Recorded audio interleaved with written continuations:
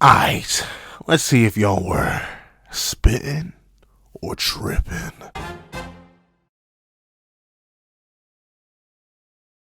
Thank you to our fellow patrons, Strawbones, Red4765, Midnight Gemlord, Art Goon, and Sean. Now, we're having this breakdown / discussion on the breakdowns and discussions that we've had. Please leave your own thoughts on the breakdowns and discussions we've had in the comment section down below. Leave a like and subscribe if you haven't already. Also, be sure to hit that little notification to miss out on any videos that come to the channel. Also, I do have a Patreon down below in support for as low as $1 a month, get exclusive videos, early content, and more. You can also become a member of the channel for as low as $3 a month to get the same perks and more. Now, let's hop into the discussion of the discussion. What's up, guys? All the Pencil here, and I figured a nice little series I could start doing now for the channel is consistently going over a couple of the discussions that we have in our community posts, where I'll discuss whether I believe y'all are spitting and or tripping, and I'll see if y'all can maybe change my mind, because if some of y'all made decent arguments in the comment section of those, then maybe, just maybe, I would change my own ideals. But let's not waste any more time, and let's hop right into the first one, which was Four Knights fans, I must know, with Chaos Galland and Chaos Melascula putting on the Chaos Patara and forming into Meliodas. Do you want to see the idea of Chaos Fusion brought back? And if so, who are some fusions you would want to see? Pick a choice and tell me why down below. And overall, with the two options presented, which was one, more, fusion is a cool idea in general, the more the merrier, and no more, I can't tear it, I don't care, but no more, it's a good one-off thing, no need to overuse the idea. I'm definitely going to go with the 87% here out of the 104 votes, and say yes, more. Now, admittedly, this is my biases speaking up. Like, you can even hear it in the original video, which this discussion post is based on. Yeah, I really like fusion. Like, I don't know, it's just a cool thing to me. Like, legitimately, I think my obsession with fusion started, like, either A, with Dragon Ball, or B, with that one Ben 10 original episode where, like, they fused aliens together. Like, one way or another, I just love fusion. Nagaba, while the first design was very ugly, Meliodas was something else in terms of design. I do think it definitely has potential as a concept, and I really want to see it explored and iterated on again and again and again and again. If we can have 15 different demon marks, we can definitely have like 15 different chaos fusions. And once again, they don't have to be limited to old characters. They can be new characters, they can be something else, all that good stuff. And I can definitely say I really want to see it again. So 87% of y'all are spitting. The 13%, I mean, I can definitely see the reasoning behind it, right? Sure, my opinion's not going to change here, but in terms of, like, the first fusion, our first impression to the Chaos Fusion archetype and idea, really, being that ugly, like, I don't even think their mamas would have loved them. Like, whatever Demon Snake Melascula came from, and whatever Pappy that Galland had, yeah, I don't even think they would want to have those kids, because, jeez!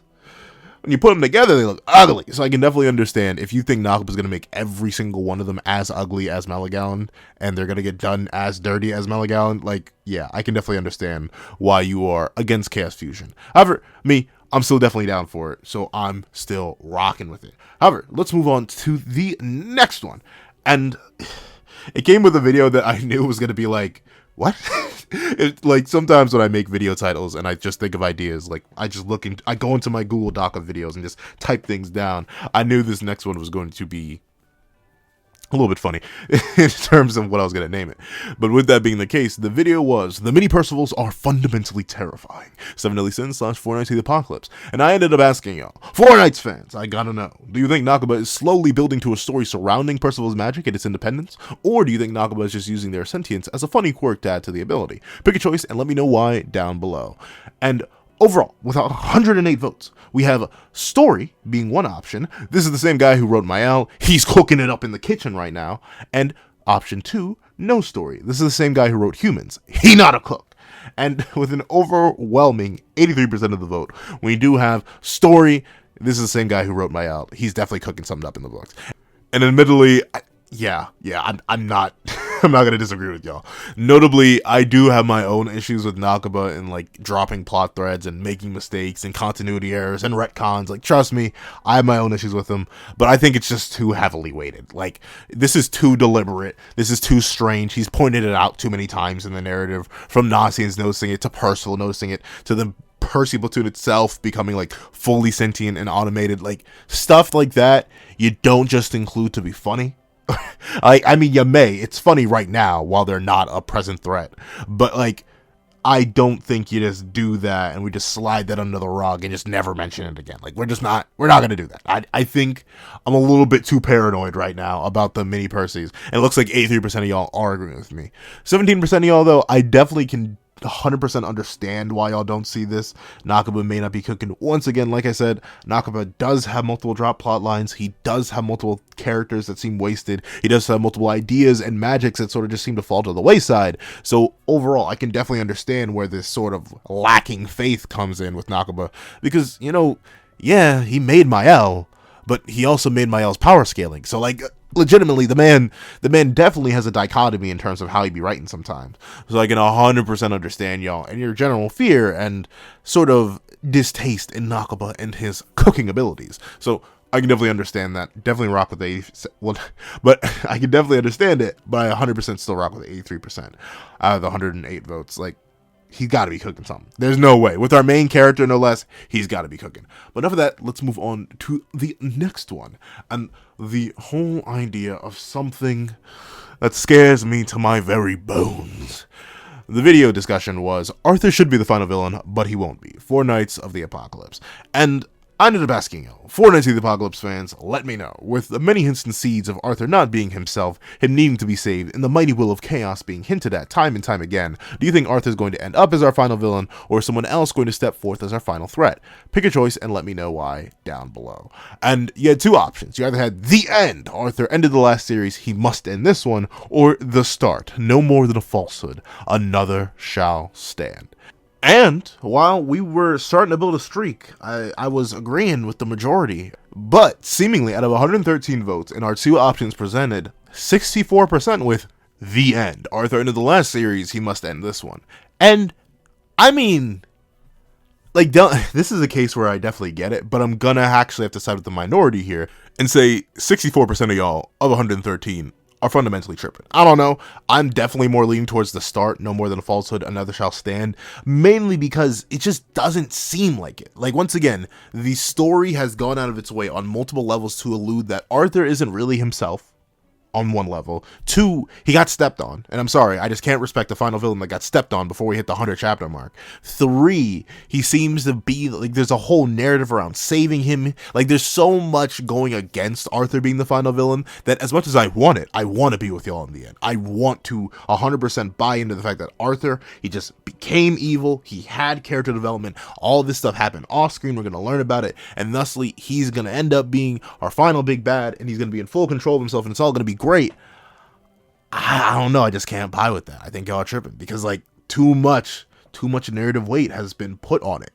Too much narrative weight has been implied towards this very direction, and thusly, I just can't see it. I don't see Nakaba doing all this and just making it all red herrings. This once again goes to the fact that Nakaba, he does drop things, he does be cooking, but this has been a consistent narrative that's been building over 90 chapters. More and more facets seem to be adding towards it that Arthur isn't going to be the final villain, and especially since he ended the last series. It's not like we can trust that because, you know, who really ended the last series as our final antagonist? It was Kath, who then fought Arthur. So with that being the case, and Arthur just being so fundamentally different than who he was before, and so little being done to really explain that, and all of his lackeys and mercenaries being just fundamentally evil, like, I don't know. I'm definitely leaning towards him just being a starting villain. Or if not a start villain, a mid-tier antagonist. Like, almost, how do I put this? He sort of reminds me, him and his entire group sort of remind me of Pain and the Akatsuki from Naruto. Like, early on in the narrative, they were there, they existed, you just didn't get much context about them. Kind of like the early parts of 4 Knights, where they were there, they existed, you just didn't get much context about them.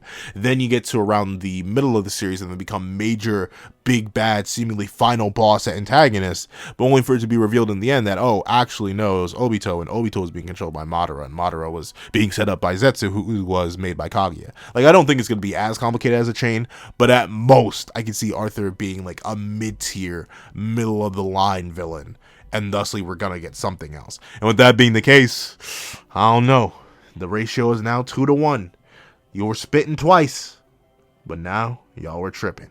But enough of that, let's move on to the next one. And with that being the case, rub my hands together. the discussion was if the Demon King may have lied about the true magic Meliodas. But why? And the question I asked y'all was, 7 Deadly Sins fans, 4 Nights of the Apocalypse fans, I must know, do you think the Demon King lied about Meliodas' ability, or lack thereof, to maintain his true magic in the mortal world to suit some end of his own? Or do you believe the Demon King was telling the truth to his eldest son? Pick a choice and tell me why down below. And you had 2 options. I cannot hit the Anakin portrayal as well as I want to, but liar! And bro's a serial fibber. No way he wasn't gaslighting Mel. Truther was the other option. Bro may have lied a lot, but he wouldn't lie about Mel. And once again, I'm going to have to go against the grain here. Out of 113 votes, I'm going to have to go with the minority here and say, liar! And not truther. Because, like, the Demon King always lied. Like, the whole reason that video even came to my mind is just because I was rereading and I was looking at a whole bunch of stuff. And, like, while I will admit, some of y'all truthers in the comments did definitely get me thinking, like, oh, the reason chaos could exist is because maybe there was, like, a predetermined clause in the world. Oh, maybe why would the Demon King lie about something like that? What does it serve him? Like, stuff like that. I get all that, but I don't know. A lot of that's just implied. And I get it. You know, we see the world being destroyed. Meliodas throws away his true magic and the world stops being destroyed. Bada bing, bada boom. But I just don't buy it. Like, me personally, I just don't buy it. And it's not, and once again, that's just literally just purely headcanon. It's sort of like, you guys definitely do have the lead where it's just like, world destroyed, Mel exists. But I'm more so on the idea that there were 2 Demon Kings and the world could only have 1. And thusly, that's why the world was being destroyed. I lean much more towards that, and or the world will never be destroyed to 2 Demon King level entities, because there are multiple Demon King level entities right there at the end. It's not like the world started getting destroyed faster or anything like that. Like, you gotta realize, Escanor, Bon, heck, arguably King, Meliodas himself, shoot, Merlin, like, there are so many Demon King level entities, like at least 50% of the power of the commandments that existed at the time. And afterwards, they still exist, and characters have gotten even stronger than that, and the world is still just fine. So, I don't know. I still don't buy the idea that true magic really was detrimental. And while I definitely like the idea of chaos building in a prerequisite that it could exist in its world without any problems, until that's confirmed, I'm not going to buy it. So, with that being the case, I'm going to say, y'all were tripping. Though I can definitely agree with the 39%, because we were spitting. We were on that. However, I can definitely see both sides of the argument here. And this is sort of me just like definitely just digging my heels in because y'all made extremely good points. So while I do say y'all are tripping, y'all may just be spitting. So right now it's 2-2. So honestly, realistically, we just need a tiebreaker right now. We need to see how this video ends, whether the community is overall spitting and or tripping. And with the final one, we have a video that led to a certain discussion. Lancelot has not shown us all of his magical powers, and here's why. 4 Nights of the Apocalypse. And we have a question for y'all. 4 Nights of the Apocalypse fans, I gotta know. Do you think that the current Lancelot is hiding his full moveset for some reason or another? Or do you think he genuinely needs to grow and unlock more abilities than he has now? Pick a choice and let me know why down below. And overall, with 120 votes, you had 2 options. 1, hidden power. Bro has no reason to flex it. He's got more. And or potential. He's strong, but that's it. He hasn't unlocked it all like that. And overall, with 71% of the vote, hidden power. Bro has no reason to flex yet. He's got more.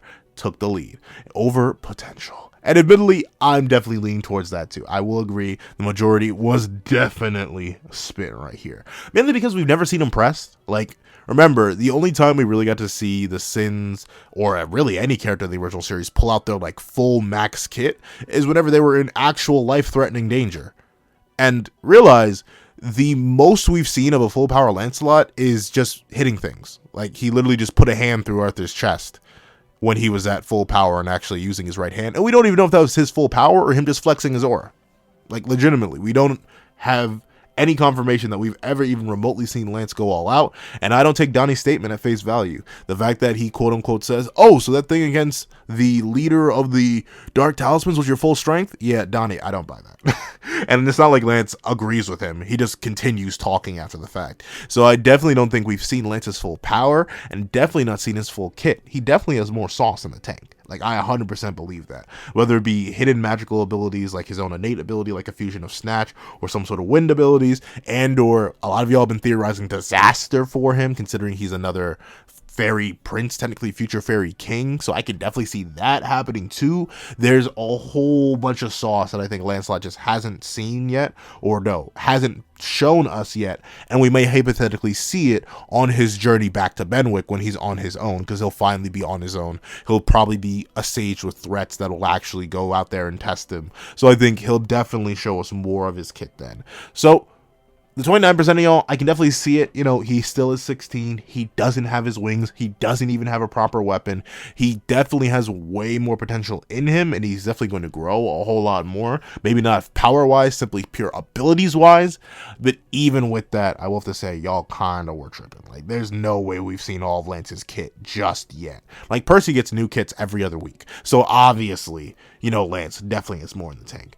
So, overall, and to cap the video here, I think I'll start doing that. I'll do 5 and 5 and see which one wins, either spitting or tripping. And for this time, it seems like the community was overall spitting with a 3-to-2 ratio.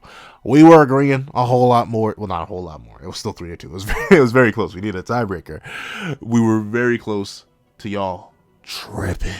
But that's what I think. Please tell me what you guys think. Do you think I'm tripping? Do you think I'm spitting?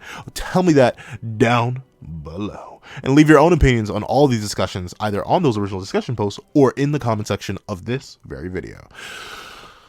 Thank you guys so much for watching. Please remember to leave a like, subscribe, and hit the little notification bell so you miss out on any videos that come to the channel. Also, I do have a page down below and support Percival as $1 $1 a month, killing exclusive videos, early content, and more. You can also now become a member of the channel for as low as $3 a month to get the same perks and more. Now, thank you guys so much for watching once again, and I hope you guys have a wonderful day. This is That Guy with the Pencil, writing off.